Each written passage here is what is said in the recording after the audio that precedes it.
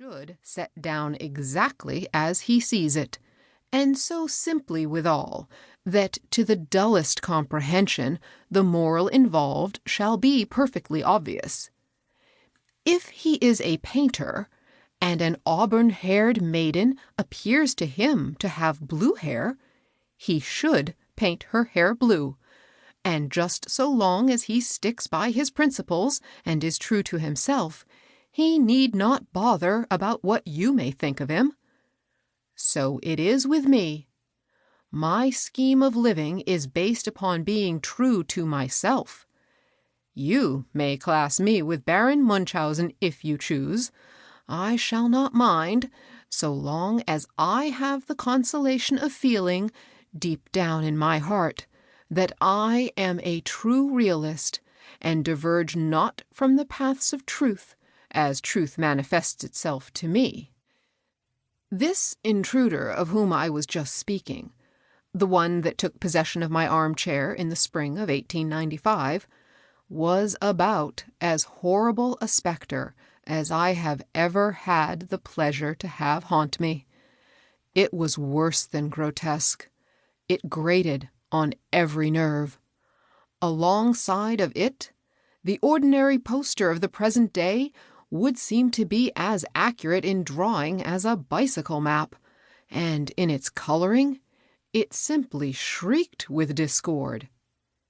If color had tones which struck the ear, instead of appealing to the eye, the thing would have deafened me. It was about midnight when the manifestation first took shape.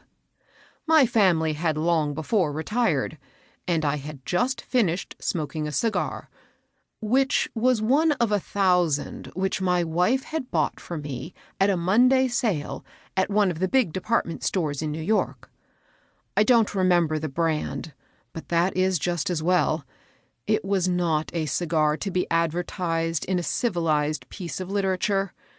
But I do remember that they came in bundles of 50, tied about with blue ribbon. The one I had been smoking tasted and burned as if it had been rolled by a Cuban insurrectionist while fleeing from a Spanish regiment through a morass, gathering its component parts as he ran. It had two distinct merits, however.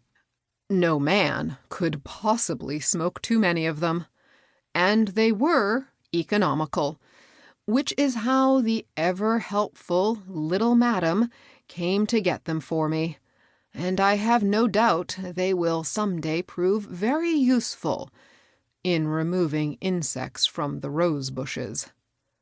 They cost $3.99 1,000 on 5 days a week, but at the Monday sale they were marked down to $1.75, which is why my wife, to whom I had recently read a little lecture on economy, purchased them for me.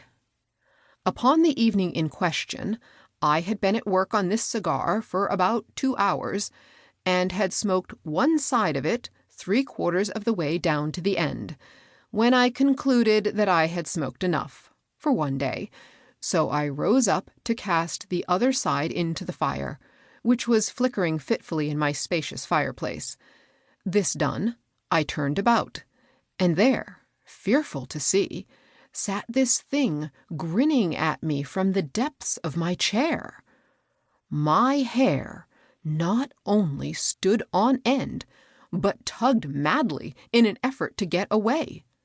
4 hairs, I can prove this statement if it be desired, did pull themselves loose from my scalp in their insane desire to rise above the terrors of the situation, and, flying upward, stuck like nails into the oak ceiling directly over my head, whence they had to be pulled the next morning with nippers by our hired man, who would no doubt testify to the truth of the occurrence, as I have asserted it, if he were still living, which unfortunately he is not. Like most hired men, he was subject to attacks of lethargy, from one of which he died last summer. He sank into a rest about weed time last June, and lingered quietly along for 2